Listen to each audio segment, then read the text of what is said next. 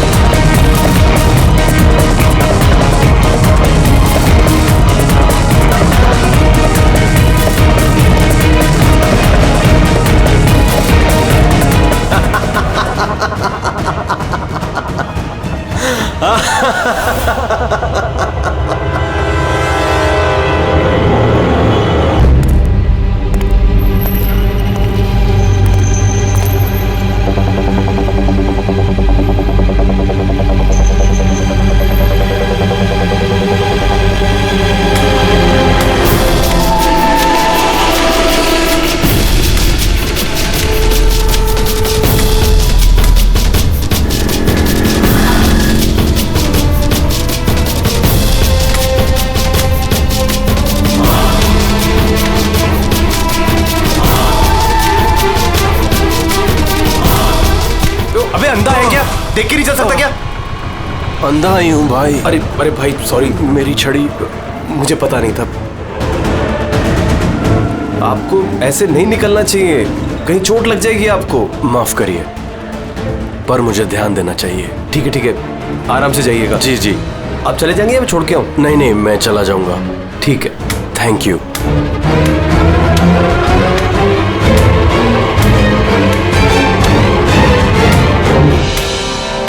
क्या हो गया यार, ये इतना दर्द क्यों हो रहा है?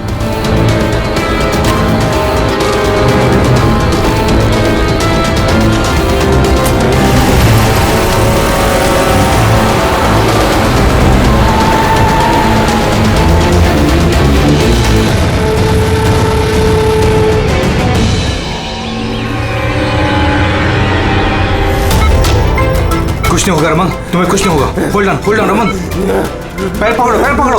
डॉक्टर इंजेक्शन, जल्दी फास्ट, क्विकली। डॉक्टर इंजेक्शन दो जल्दी।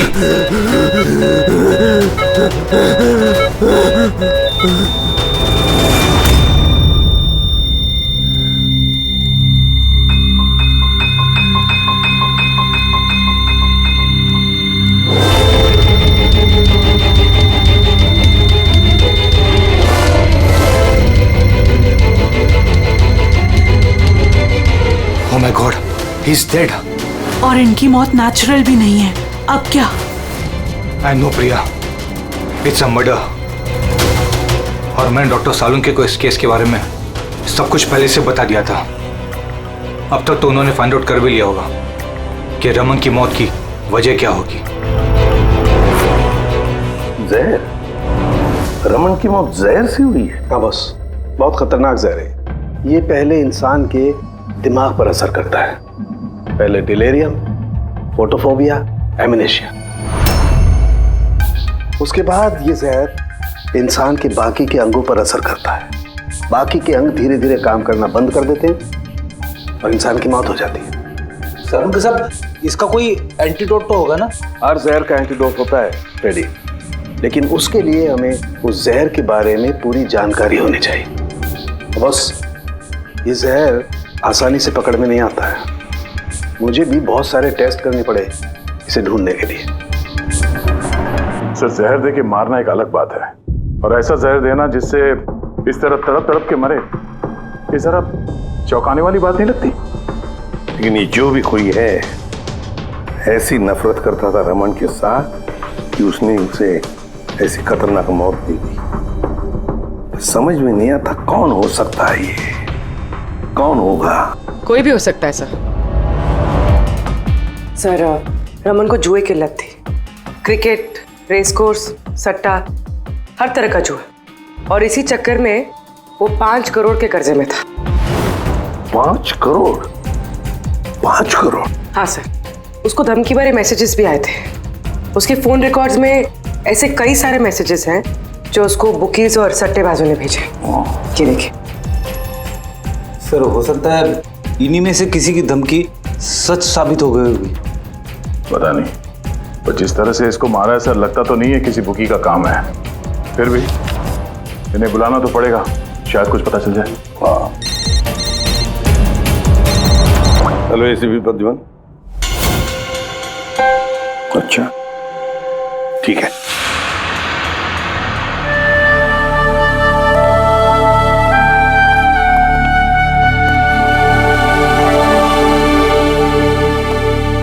आप रमन का चचेरा भाई हितेन। हितेन, किसी ने रमन का खून कर दिया है। क्या लगता है आपको किसने किया होगा? मुझे नहीं पता सर। बुरे काम का बुरा नतीजा, एक ना एक दिन तो ये सब होना ही था सर। अब किसने किया, कैसे किया, ये तो नहीं पता सर। लेकिन इतने सारे लोगों से दुश्मनी, इतने सारे लोगों का कर्जा, उन्हीं में से किसी ने सर। अच्छा, आपके अलावा परिवार में इनका और कौन?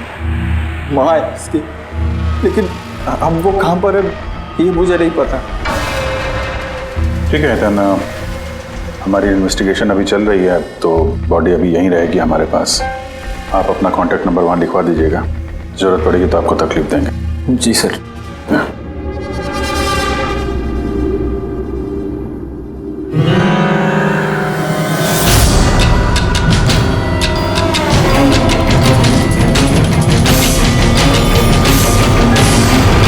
सबका उतना दुखी है नहीं जितना ही दिखा रहा है। हाँ, बॉडी ले जाने की जल्दी नहीं थी, जैसे ही बोला जाओ तो निकल गया। कोई पूछताछ नहीं कब मिलेगी बॉडी। गड़बड़ है ये हितेन, बड़ी गड़बड़ है। ऐसे लग रहा था जिसे ये बात पक्की करने आया था कि रमन मरा है या नहीं। नजर रखो उस पर। रमन, रमन बेटा, रमन क्या हुआ बेटा? रमन, मैम आप बेटा मेरा रमन, माँ मैं इसकी वसुंधरा। बेटा क्या हुआ? मैं तो तेरा इंतजार करती रही कि तू आएगा और मुझे घर ले जाएगा एक दिन, पर तू तो इतना दूर चला गया बेटा। रमन, तो आप अपने बेटे रमन के साथ नहीं रहती थी? जी नहीं सर। आप? सर मेरा नाम मदन है। भगवान, मुझे क्यों बिठा रखा यहाँ पे? उठा लेता मुझे ही। संभालो अपने आप को। और कितना रोग इस नालायक के लिए। इसको अपनी करनी की सजा मिली है। नहीं बेटा, ऐसा मत कहो। चाहे जैसा भी था, बेटा था मेरा।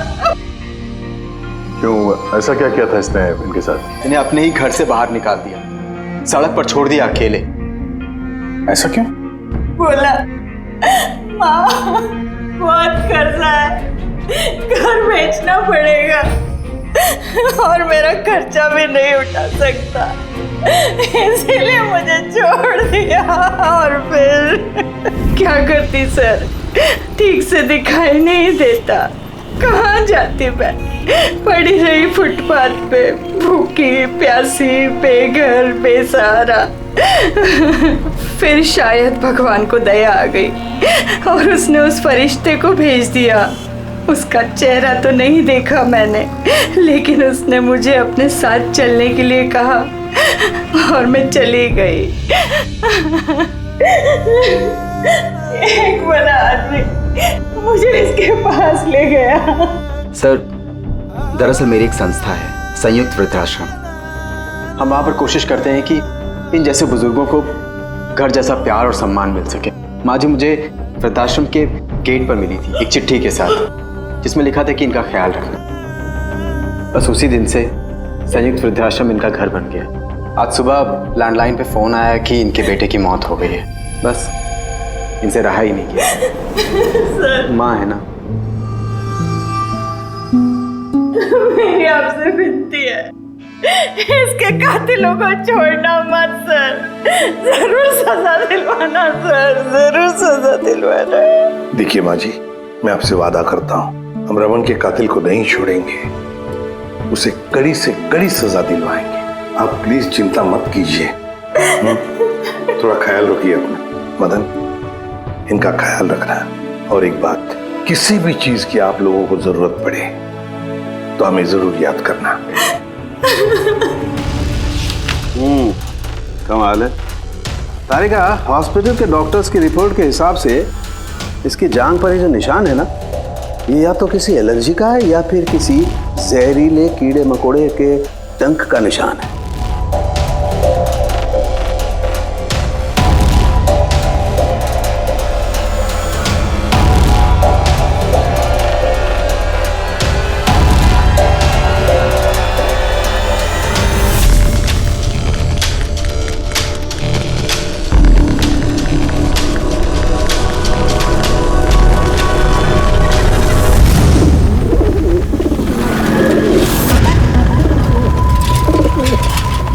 सर, इस हितेन की हरकतें ठीक नहीं लग रही है सर। ऐसे ऐसे लोगों के साथ उसका उठना बैठना है, उस पर शक करना बनता है सर। एक और बात है सर, कुछ समय पहले ये रमन ने उसे अपने घर से निकाल दिया था। अब रमन के मरने के बाद वो उसकी प्रॉपर्टी हड़प करने की कोशिश कर रहा है सर। सर एक मिनट, यहाँ आएंगे प्लीज। सर इसके स्किन पे ना मुझे कुछ ये अजीब सा दिख रहा है।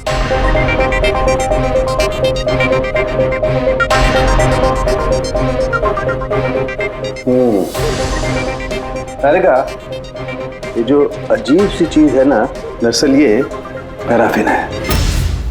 पैराफिन? मोम।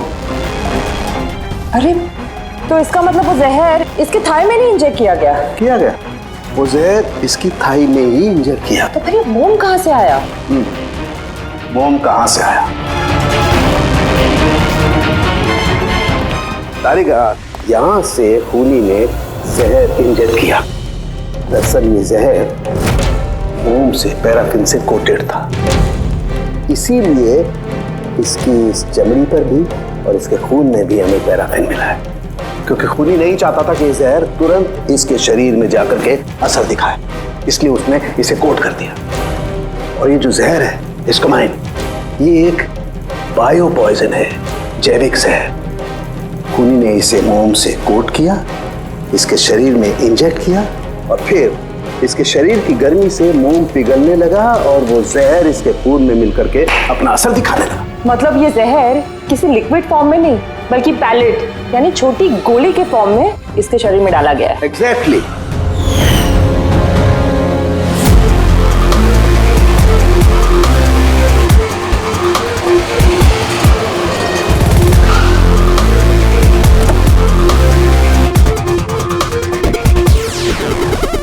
ये है वो कंस्ट्रक्शन साइट जहाँ पे रमन इंजीनियर था। उसके कोलीग बता रहे थे कि यहाँ से निकलने के बाद उसको कुछ पैर में तकलीफ हुई है। लेकिन यहाँ पे जो वर्कर्स काम करते हैं उन लोगों ने बताया कि जब तक वो कंस्ट्रक्शन साइट में था तब तक तो वो ठीक था। इसका मतलब जो भी हुआ कंस्ट्रक्शन साइट से बाहर आने के बाद हुआ, तो यहीं पे हुआ होगा। यहाँ पे तो आसपास पता करते हैं, शायद किसी ने कुछ देखा। सर आप लोग चलिए, मैं जरा चाय पी के आता हूँ। मतलब चाय वाले से पूछ के आता हूँ, कुछ देखा है क्या? अभिजीत, ये बच्ची कंस्ट्रक्शन साइट के सामने अखबार बेच रही है, पूछते हैं उससे।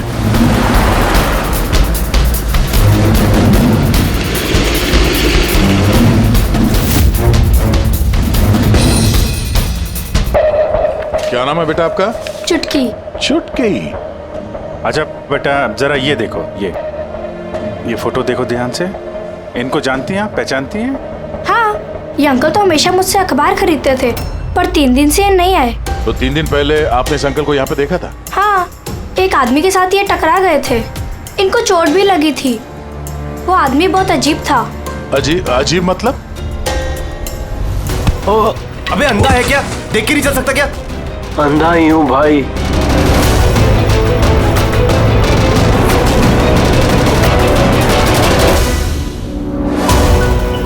क्या हो गया यार, दर्द क्यों हो रहा है?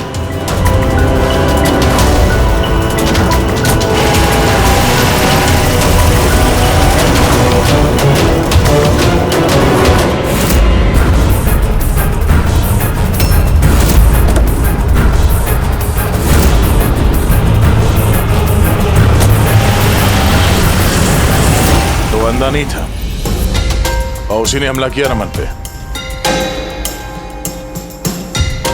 अच्छा बेटा, आप वो जो अंकल थे उनको पहचान सकते हो? देखा था आपने उनको ठीक से? नहीं। अच्छा, वो कार का नंबर देखा आपने? नहीं अंकल, वो अंकल को कार चलाते देख मैं एकदम चौंक गई थी, इसलिए कार का नंबर याद नहीं है। पर क्या बात है अंकल, इंजीनियर अंकल ठीक तो है ना? नहीं बेटा, उन्हें कुछ नहीं हुआ। वो अभी किसी दूसरे कंस्ट्रक्शन साइट पे चले गए, अब वो यहाँ पर नहीं आएंगे। Thank you. आप इस समय अखबार बेच रही हो, स्कूल नहीं जाती आप?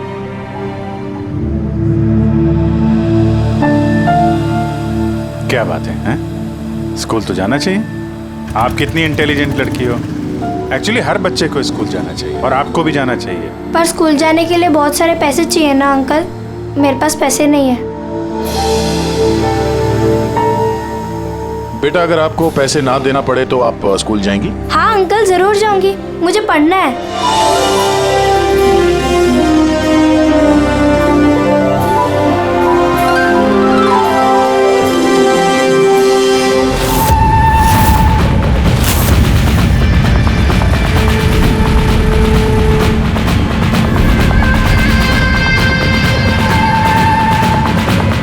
समीर, अब तुम्हारी बारी। हाँ बोलो। हाँ यार, तुम्हें एक बार में समझ में नहीं आता है। देखो, मैंने तुम्हें पहले भी कह दिया है कि तुम कुछ भी कर लो, मैं इस खंडहर के लिए एक कौड़ी भी खर्च नहीं करने वाला।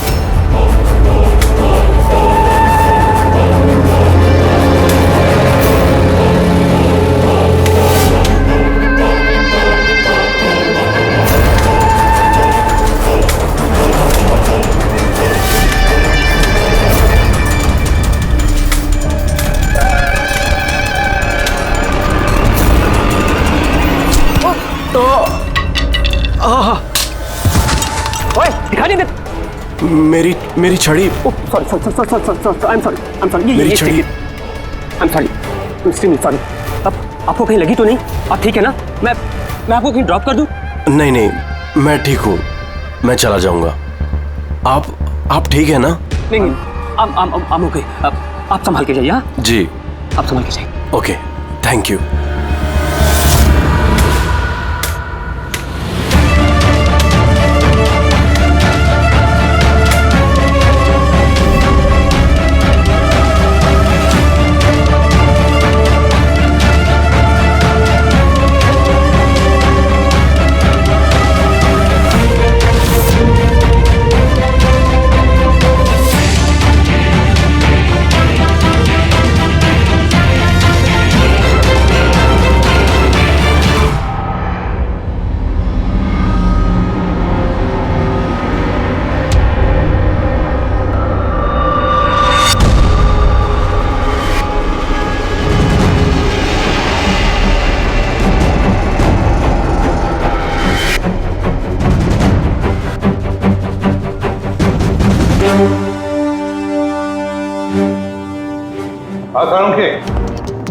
क्या पता चला? बस इस आदमी को जो जहर दिया गया ना, वो भी किसी पौधे से ही बनाया गया है। क्या? ये भी किसी पौधे से? हाँ बस, लेकिन ये कौन सा जहर है, ये अभी तारिका पता कर रही है। इस जहर का नाम है रिकिनस कम्युनिस, और ये जहर पहले वाले जहर से भी बहुत ज्यादा तेज और खतरनाक है। रिकिनस? ये किसी पौधे का नाम है क्या? हाँ फ्रेडी, ये किसी पौधे का नाम है। और बॉस, ये कोई आम पौधा नहीं है, बहुत मुश्किल से मिलता है। और खूनी जो कोई भी हो बॉस, उसे पौधों के बारे में बड़ी अच्छी जानकारी है। हाँ, जानकारी तो होनी चाहिए पौधों के बारे में, तभी तो। लेकिन सर, इन हत्याओं की वजह क्या है? ना तो हमें रमन की हत्या का कारण पता है और ना समीर का, और दूर दूर तक इन दोनों का एक दूसरे से कोई संबंध ही नहीं है। सर, समीर और रमन के बीच में एक चीज तो कॉमन है। क्या? माय गॉड, तो ये है वो कड़ी जो समीर और रमन को जोड़ती है। तो क्या दोनों ने एक ही गलती की? जी सर, रमन की तरह समीर ने भी अपने बूढ़े और कैंसर पेशेंट पिता को घर से निकाल दिया था। हमने उनके बारे में छानबीन की और एक ऐसे शख्स से मिले जिन्होंने समीर के पिता को ढूंढने में मदद भी की और इस केस को एक नया मोड़ दिया। कौन है वो? सर, ये डॉक्टर दिनेश है। Hello sir. कैंसर सेंटर के चोरी। समीर के पिताजी का इलाज यही कर रहे थे। डॉक्टर दिनेश, सर एक बात समझाइए। समीर ने अपने पिताजी को घर से बाहर निकाला था, तो फिर ये समीर के पिताजी आपके यहाँ कैसे पहुंचे, आपके कैंसर सेंटर में? किसी ने उन्हें हॉस्पिटल पहुंचा दिया था।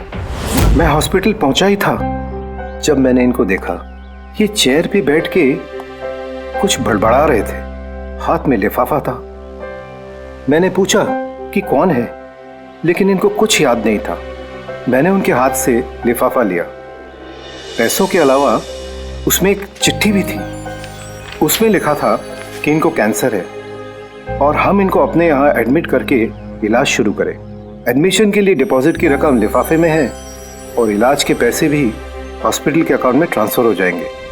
उनकी उम्र और हालत को देखकर मैंने उनको एडमिट तो कर लिया, पर मुझे चिंता थी अगर पैसे ना मिले तो। लेकिन भगवान का शुक्र है, अगले ही दिन इलाज के पूरे पैसे 10 लाख रुपए हॉस्पिटल के अकाउंट में ट्रांसफर हो गए थे। 10 लाख रुपए?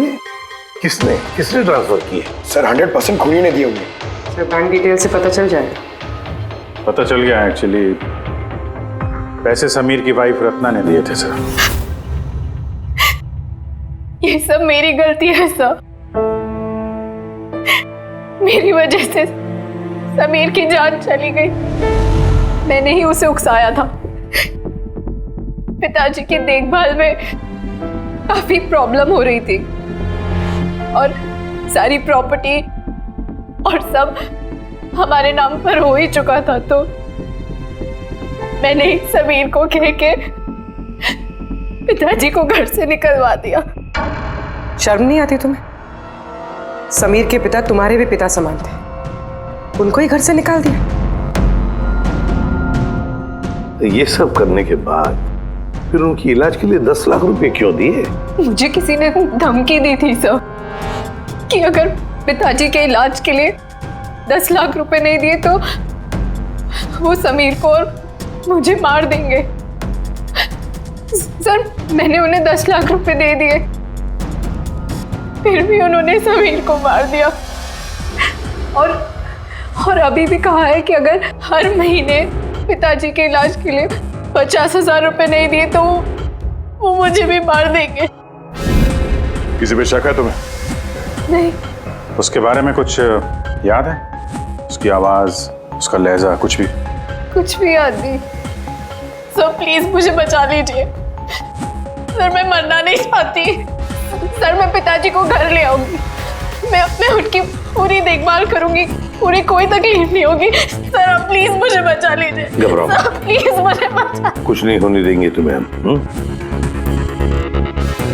तो भी जिस नंबर से इसे धमकी भरे कॉल आते थे वो नंबर ले लो और पता करो कहाँ का है। आप चलिए।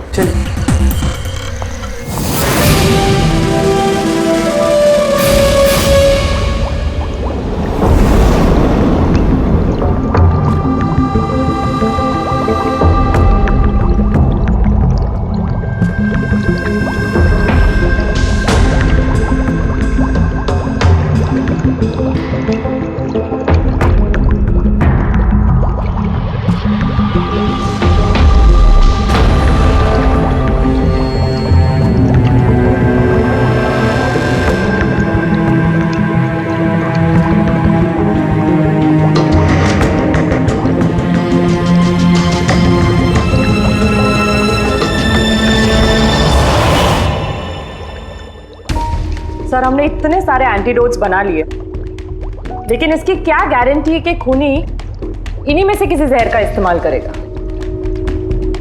अब कुछ भी हो जाए, हम खूनी का दिमाग तो नहीं पढ़ सकते ना। तुम्हारी बात बिल्कुल ठीक है तारिका, लेकिन एक बात समझो, खूनी इन पौधों का जहर निकाल करके इस्तेमाल कर रहा है, इन पौधों का पहले से भी ज्यादा तेज हर बार। तो हमें हमेशा चौकन्ना रहना पड़ेगा। पता नहीं वो अगली बार कौन से पौधे का जहर किस पर इस्तेमाल करे, पता नहीं किस पर, कब, कहां, कैसे, किस पौधे का, पता नहीं।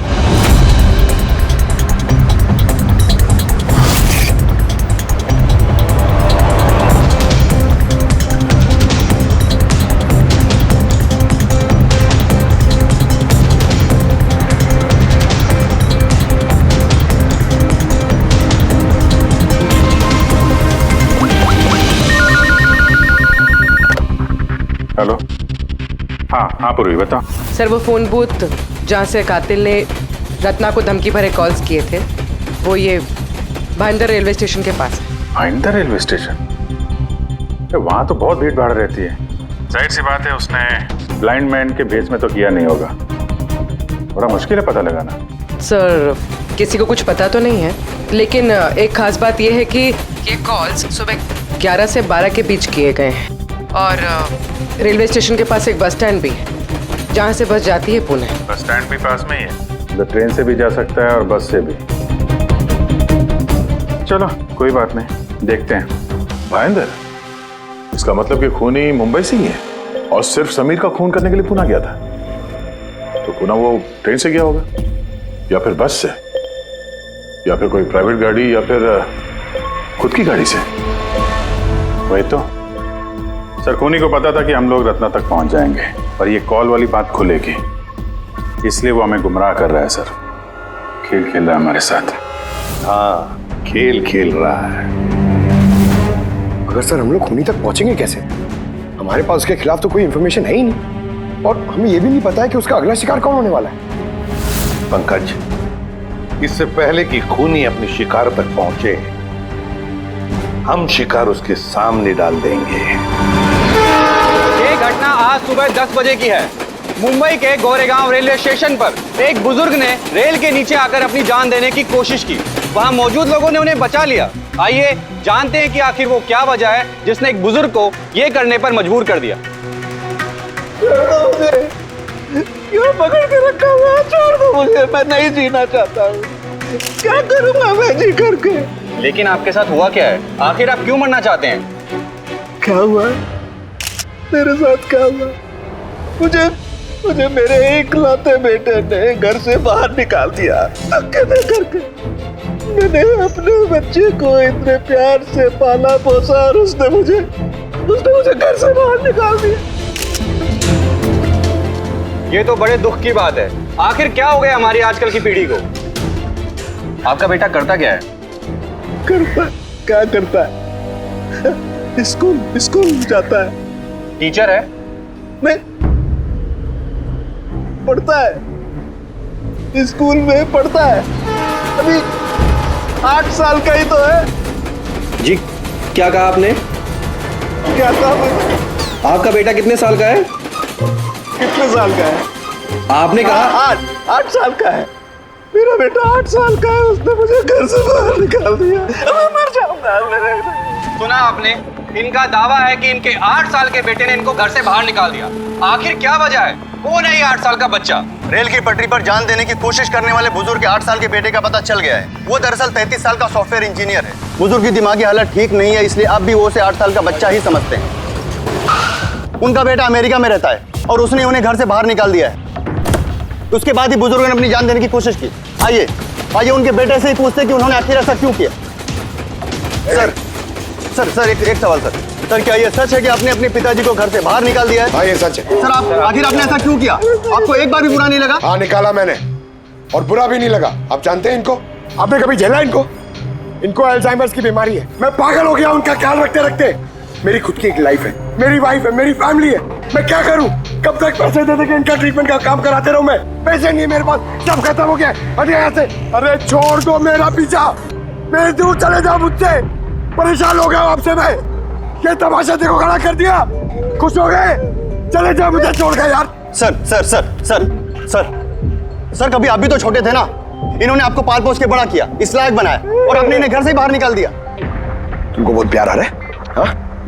अडॉप्ट कर ले जाके। दिमाग खराब मत करो मेरा, तुमको जो करना था ना तुमने आके कर लिया बवाल खड़ा। प्यार भी मिल गई ना तुमको, पैसे कमा लिए ना, हटो यहाँ से।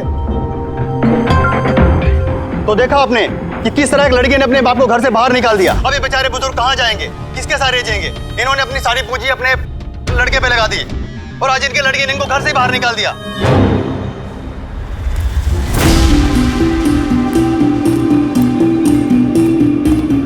बड़े बच्चे गुब्बारे गुब्बारे ले लो जल्दी, गुब्बारे वाला गुब्बारे ले लो। अरे बेटा गुब्बारे गुब्बारे गुब्बारे ले लो, गुब्बारे वाला गुब्बारे ले लो, गुब्बारे गुब्बारे ले लो, गुब्बारे गुब्बारे ले लो बेटा, गुब्बारे गुब्बारे ले लो, गुब्बारे गुब्बारे वाला गुब्बारे गुब्बारे ले लो।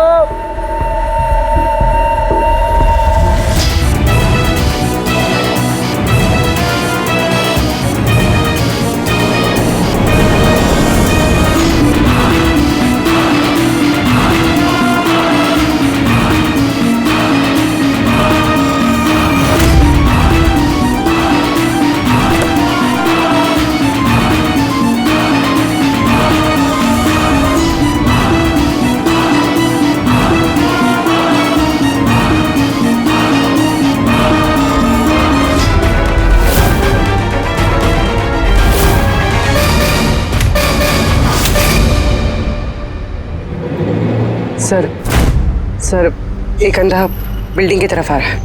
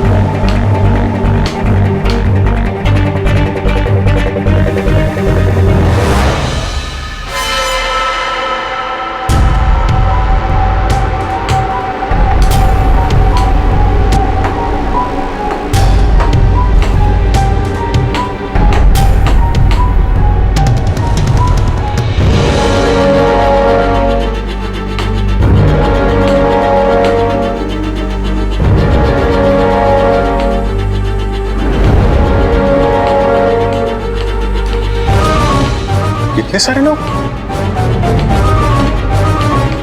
सर इतने सारे अंधे एक साथ? हमने तो एक सोचा था, यहाँ तो 8-10 निकले। लगता है ये कोई चाल है।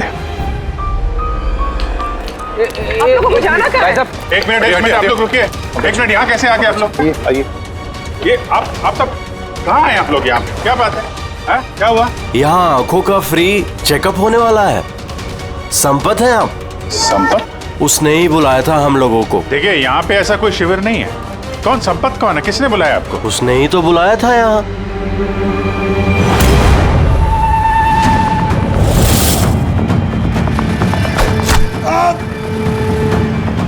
पंकज पंकज पंकज क्या? पंकज वो रहा, पकड़ो उसे, छोड़ना नहीं।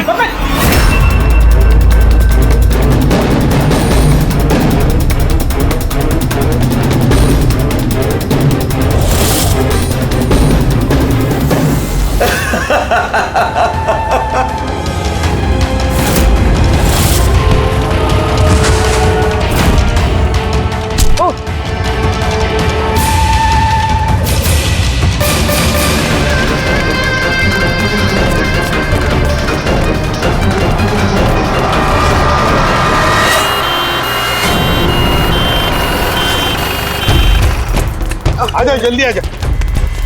पंकज तुझे कुछ नहीं होगा। पंकज इसे एम्बुलेंस में लेके चलो।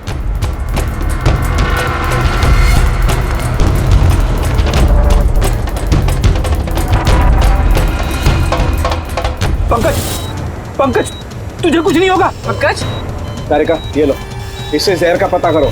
अगर जहर का पता नहीं चला तो हम एंटीडोट नहीं दे पाएंगे। मेरी बात सुन रहे हो तुम? सुना नहीं है पंकज, आंखें बंद मत होने देना। आदिश, हमारे पास इसका एंटीडोट हो, वरना हमें इसे हॉस्पिटल ले जाना पड़ेगा। एंड आई एम श्योर ये वाला जहर पहले वाले जहर से बहुत ज्यादा स्ट्रॉन्ग है। अरे का एक काम करो, नेशनल बायो सेंटर को फोन करो और उसे लाइन पर रखो।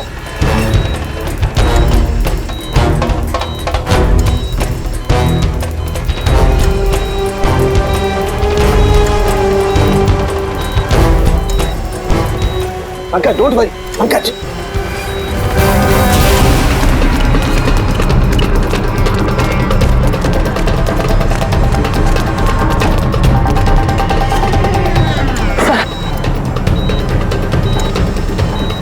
ओह माय गॉड, ये नहीं हो सकता है। और सूत्र तो जहर ही बदल दिया। लेकिन सर हमारे पास इतने सारे एंटीडोट्स है, कोई ना कोई तो काम करेगा ना। कोई काम नहीं करेगा बॉस, ये पौधे का जहर ही नहीं है, उसने जहर बिल्कुल बदल दिया है। अब क्या होगा सारुण के? करना कुछ यार। पंकज की ब्रीदिंग, सब ठीक हो जाएगा। हाँ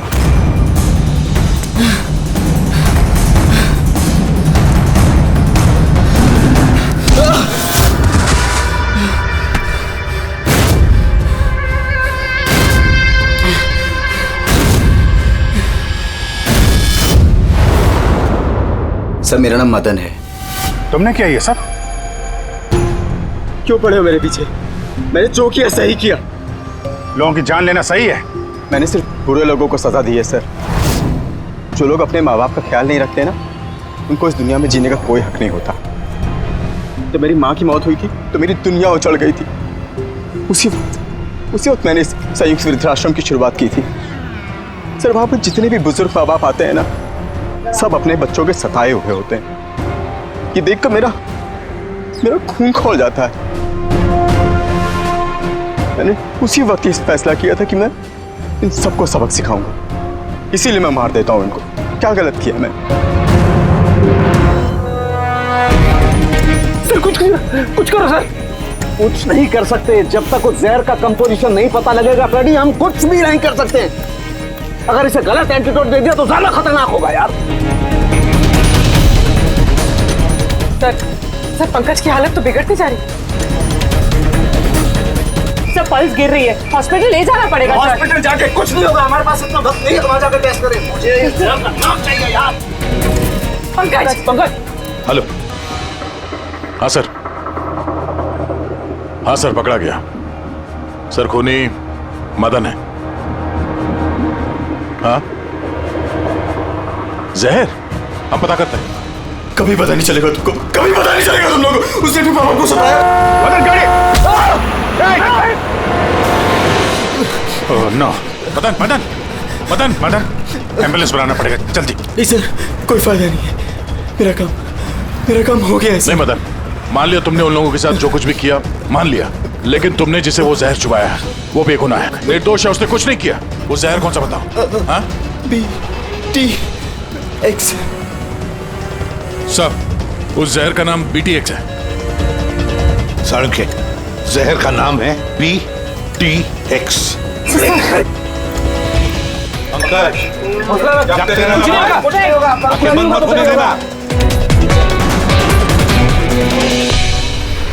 मदन, बस हो गया। You'll be all right। बस अब पंकज को कुछ नहीं हो सकता है, कुछ भी नहीं। Welcome my boy. घबराओ मत, कुछ नहीं होगा तुम्हें। तुम आदमी अच्छे थे मदन, लेकिन तुमने जो किया वो सही नहीं था। ये तो चला गया अभिजीत, तो चाहे कुछ भी हो जाए, इसका वो वृद्धाश्रम बंद नहीं होने देंगे।